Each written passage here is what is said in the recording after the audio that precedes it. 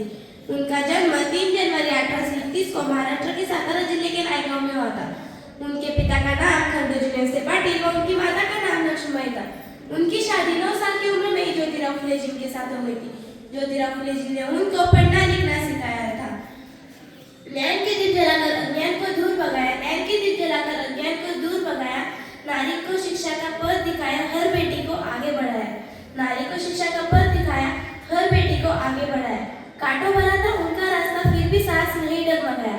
कांटों भरा था उनका रास्ता, फिर भी सांस नहीं डगमगाया। दर्द सहा, अपमान सहा, शिक्षे का दीप बुझने न दिया। दर्द सहा, अपमान सहा, पर शिक्षे का दीप बुझने न दिया। कर्म उनका धर्म बना, साहस उनकी पहचान। कर्म उनका धर्म बना, साहस उनकी पहचान। सावित्रीबाई फुले, नमन तुम्हें, तुम हो नारी शक्ति की शान, तुम हो नारी शक्ति की शान। धन्यवाद।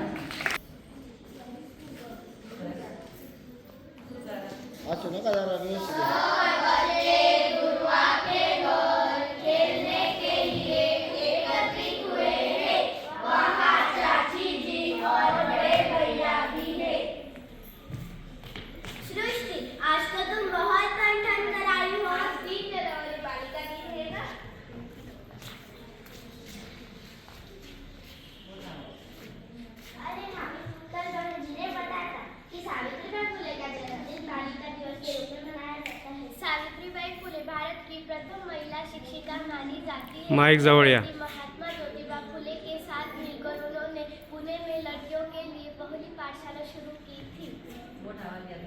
माइक जवळ या। आजकल तो लगभग सभी लड़कियां पाठशाला जाती है, पढ़ाई लिखाई और अन्य क्षेत्रों में खूब आगे है। हाँ, समाज सेवा, शिक्षा, विज्ञान, संगीत, प्रशासन, शोध कार्य, खेलकूद आदि क्षेत्रों में लड़कियां आगे बढ़ रही है। मेरी माँ बताती कि शिक्षा में सलामी और सज्जन बनाती है। कहा जाता है कि एक लड़की शिक्षित होती है तो पूरा परिवार शिक्षित होता है। इसलिए हम सबको खूब मन लगाकर पढ़ना चाहिए। खूब पढ़ेंगे, खूब पढ़ेंगे।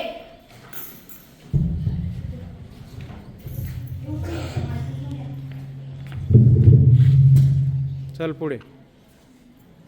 नमस्कार, माझे नाव नव्या अनिला हिराव, मी इयत्ता 5वी वर्गात शिकते।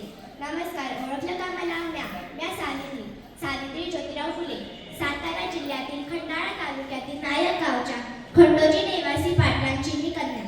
अवघ्या 9व्या वर्षी ज्योतिराव फुले नावाच्या माणसाशी माझा विवाह झाला। हळूहळू मला कळायला लागलं की ज्या माणसाशी माझं लग्न झाले तो कुणी सर्वसामान्य माणूस नाही, तर या जगाला ऊर्जा देणारा क्रांतिसूर्यच आहे। त्यावेळी बायकांना घरात जाऊन ओलांडण्याची पद्धत नव्हती। बाईच्या जातीनं कसं आपण बरं आणि आपलं घर बरं, स्त्री पुरुष उच्च नीच असा लई भेदभाव होता।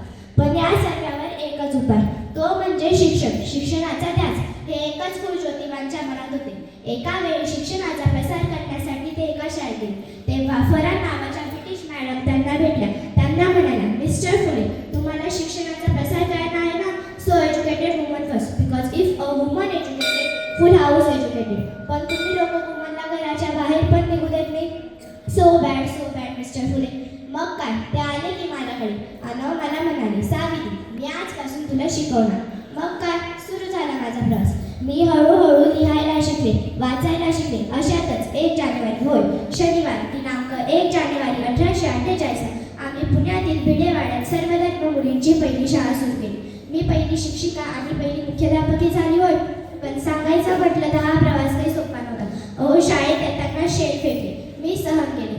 दगड फेकले, तेही सहन केले। लोकांनी शिव्या शाप दिले, पण ठरवलं होतं काही झालं तरी थांबायचं नाही, मागे वळून पाहायचं नाही। माझ्या पाठी ज्योतिबा होतेच म्हणा।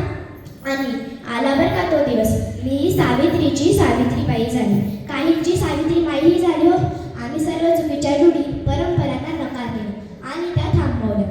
पण मात्र खरा आनंद होता तो आया बहिणी शिकण्याचा। म्हणून म्हणतात, विद्येविना मती गेली, मती विना नीती गेली, नीती विना गती गेली, गती विना वित्त गेले, वित्त विना शुद्ध खचले। एवढ्या आराधना एका विद्येने केली। म्हणून मुलींना शिकवा, कारण एक मुलगी शिकली तर संपूर्ण कुटुंब शिक्षित होते। धन्यवाद।